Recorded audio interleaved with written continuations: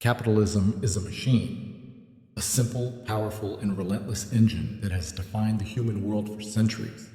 It consumes raw materials, it produces goods, and it has one single purpose: growth. And the fuel for this engine is beautifully, brutally simple. It runs on two things: human labor and scarcity. Think about it. Your entire life is defined by this engine. You sell your time, your skills, your intellect, your labor to earn capital, which is money.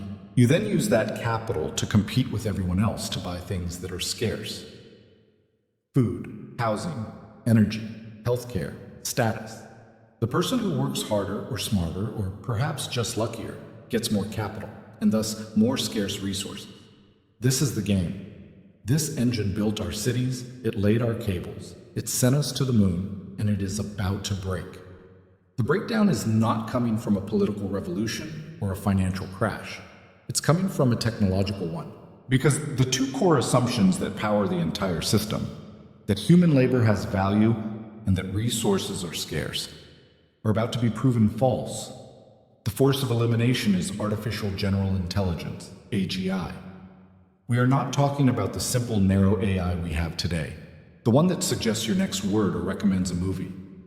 We're talking about a true general intelligence, an AGI that can perform any intellectual task a human can, and in most cases, perform it exponentially better. Simultaneously, advanced robotics, all directed by that AGI, will be able to perform any physical task.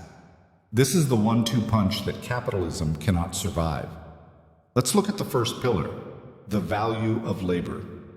For decades, we've automated physical labor. Factory workers, cashiers. We told them their jobs were obsolete and that the solution was to reskill. Learn to code, we said. Get a degree. Move up the value chain. We created a class of white-collar, knowledge workers, secure in the belief that our jobs were safe. Our jobs required thinking, creativity, strategy, empathy. AGI is coming for us. An AGI can absorb the entire body of medical knowledge in an hour and perform a diagnosis with 99.9% accuracy, analyzing your genome in real time. The doctor's intellectual labor value, 0. An AGI can analyze 50 million pages of legal precedent in a minute, finding the perfect argument and drafting an ironclad contract. The lawyer's intellectual labor value, 0. We told them to learn to code. An AGI can write, debug, and secure millions of lines of code in seconds from a simple natural language prompt. The programmer's labor value? 0. What about the C-suite? The CEO? Strategy is just high-level pattern recognition and resource allocation. An AGI with access to all global market data will run a corporation with a ruthless efficiency a human CEO can only dream of. What about the artist, the creator? AGI has already consumed all human-made art, music, and literature. It can generate 1,000 original symphonies, 1 million new masterpieces, all tailored to your personal biometric feedback. When the labor of every human, intellectual, and physical plummets to 0, the engine of capitalism sputters and dies. If no one has a job, no one earns a wage. And if no one earns a wage, who buys the products?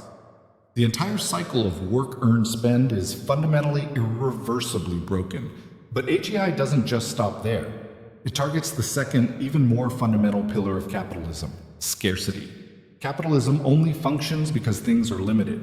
There's only so much land, so much oil, so many man-hours to build a car. Price is the signal of that scarcity. An AGI-driven economy is an economy of radical abundance. Think about it. What is the cost of anything? It's the cost of the labor, the cost of the raw materials, and the cost of the energy to put them together. We've already established labor is free. What about energy?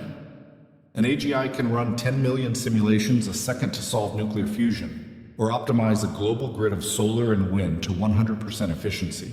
Energy becomes limitless and effectively free. What about materials? An AGI can design new molecules and new proteins, inventing new, super strong, ultralight materials that can be 3D printed. It can run fully automated vertical farms that grow all our food with 99% less water inside the cities themselves. When you have limitless energy, limitless materials, and limitless labor. What is the cost of a car? A house? A university education? A meal? The cost approaches zero. And if the cost of everything is zero, the price of everything is zero. Competition, the driving force of the market, flattens all prices. The market itself ceases to exist, so if human labor has no value and physical goods have no price, what happens to the system? It is no longer capitalism. It is something new. The question is, what? As capitalism dissolves, we are left standing at a fork in the road with three possible futures, and two of them are terrifying. Scenario 1, Techno-Feudalism. This is the default path. This is the path of least resistance. This is, in fact, the path we are already on. In this future, capitalism doesn't die. It evolves. It metastasizes into a nightmare. In this new system, the 0.001%, the new AI lords, don't just own corporations. They own the AGI itself. They own the source of all production, all intelligence, all energy, all power. And the 99.9%? We are the digital serfs. We don't work. We have no economic value to offer. We're kept alive, housed, fed, and entertained by a meager universal basic income. This UBI is not a wage. It's not a right. It's an allowance. It's a digital pacifier, a tool of social control. If you think this sounds like distant science fiction, you are living in the beta test. Why do you think Google search and Facebook are free? You are not the customer. You are the product. You are the raw material. You pay for your services with your data, your attention, your behavior, which is then monetized. Now scale that model to the entire economy. The AI lords provide you with your UBI, your 3D printed food, your VR entertainment, and in exchange, they don't just get your data, they get you. You are no longer a consumer in a market economy. You are a managed asset in a digital fiefdom. You are kept just comfortable enough not to revolt, but you have zero power, zero agency, zero property, and zero chance of ever moving up. Your housing unit is owned by the AGI lord.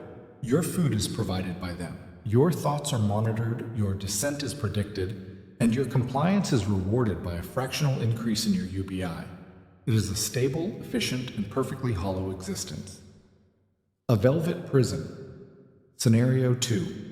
The Post-Scarcity Utopia. This is the future that optimists dream of. This is the Star Trek future. In this scenario, AGI is not privately owned. It is a public utility, like water or electricity, or the original promise of the internet. It is a resource that belongs to all of humanity, a global digital heritage. This outcome requires a massive, coordinated political fight. It requires us to decide that a tool this powerful cannot be owned by a single person or corporation. But if we win, the results are profound. The AGI and its robot workforce run the base layer of civilization. Food, housing, energy, healthcare, education, all of it is automated, abundant, and free. So, what do humans do? Anything and everything. For the first time in our species' history, we are liberated from the burden of labor. We are free to pursue what actually makes us human. We write symphonies, not for money, but for beauty. We explore the cosmos, not for resources, but for knowledge. We engage in philosophy. We build communities. We raise our children without the crushing pressure of economic survival. The end of work is not the end of meaning. It is the beginning of it.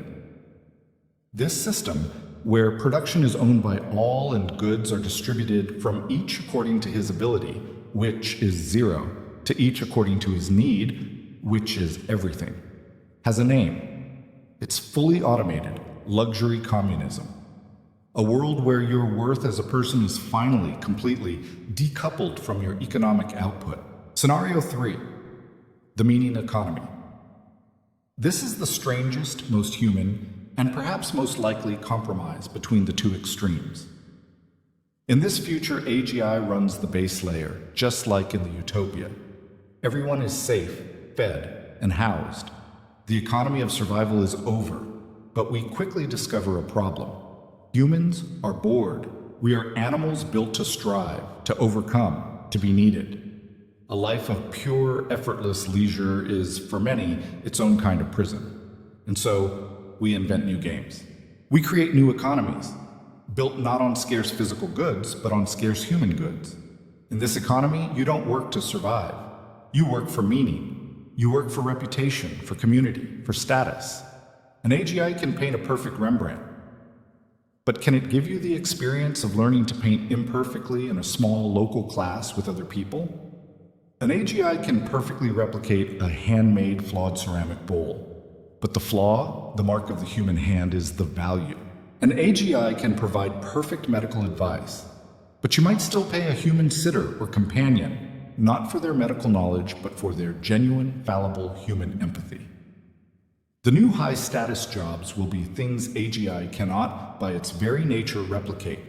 A community organizer, a philosopher, an artisan, a local storyteller, a human companion, a teacher who inspires, not just dictates facts. We will create artificial scarcity of trust, of human connection, of unique experiences, of non-AI generated art, just to have a game to play. We will work, not because we have to, but because we need to. Techno-Feudalism, Post-Scarcity Utopia, the meaning economy. These three futures are not technological certainties, they are political choices. AGI is the most powerful tool ever created. It is a tool that will either concentrate all the world's wealth and power into the hands of a few, creating a permanent overclass and a permanent useless class. Or it will be the tool that liberates all of humanity from the chains of labor forever. The future of our economy and our species doesn't depend on what the AI will do. It depends on the answer to one single question, the most important political battle of the 21st century. Who gets to own it? Which future do you see coming? Techno-feudalism, utopia, or the meaning economy? Let us know your prediction in the comments and subscribe for more deep dives into our AGI future.